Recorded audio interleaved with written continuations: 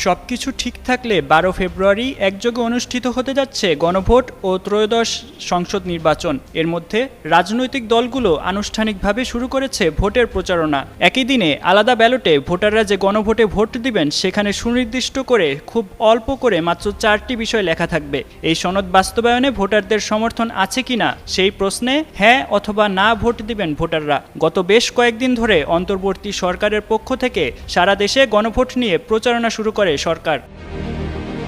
গণভোটে প্রচার কাজ করছেন রাজনৈতিক নেতারাও, যদিও এখন পর্যন্ত একমাত্র জাতীয় পার্টি ছাড়া সব দলই গণভোটে হ্যাঁ এর পক্ষে কাজ করছে। তবে গণভোট ও নির্বাচনকে সামনে রেখে বিএনপির চেয়ারম্যান তারেক রহমানের অবস্থান নিয়ে প্রশ্ন তুলেছেন ডাকসু ভিপি সাদিক কায়েম। তিনি দাবি করেন তারেক রহমান জুলাই বিপ্লবের আকাঙ্ক্ষাকে ধারণ করেন কিনা তা স্পষ্ট করতে হবে। যারা গণভোটে না ভোটের পক্ষে প্রচারণা চালাচ্ছে তারা মূলত পলাতক স্বৈরাচার শেখ হাসিনার দালালি করছে বলেও মন্তব্য করেন তিনি।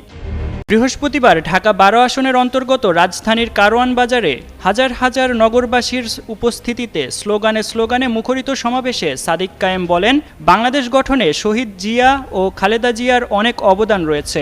আজকের বিএনপি শহীদ জিয়া ও খালেদা জিয়ার আদর্শ ধারণ করে না। এই বিএনপি জুলাইও ধারণ করে না।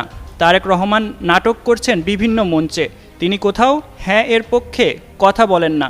যদি জুলাইকে ধারণ না করেন, আগামী 12 ফেব্রুয়ারি হ্যাঁ ভোটের মাধ্যমে জনগণ জবাব দেবে। এই শিবির নেতা বলেন, জুলাই বিপ্লবে ছাত্র জনতার ওপর আমার বোনের ওপর হামলা হয়েছিল। সেই হামলার জবাবেই মুক্তিকামী জনতা হাসিনাকে দিল্লি পাঠিয়েছে। আমরা তারেক রহমানের বক্তব্যে গণভোটে হ্যাঁ এর পক্ষে কোনো ক্যাম্পেইন দেখতে পাচ্ছি না। আপনার অবস্থান পরিষ্কার করুন। আপনি কি জুলাইকে ধারণ করেন নাকি এই ফ্যাসিবাদী কাঠামোকে রেখে দিতে চান? গণভোটে না ভোটের প্রচারণাকারীদের উদ্দেশ্যে তিনি বলেন, যারা না এর পক্ষে ক্যাম্পেইন করছে তারা হাসিনাকে পুনর্বাসিত করতে চায়। তারা আলেম ওলামাদের ওপর এবং ক্যাম্পাসে আবরার ফাহাদ বিশ্বজিৎদের মতো হত্যাকাণ্ড পুনরায় চালাতে চায়।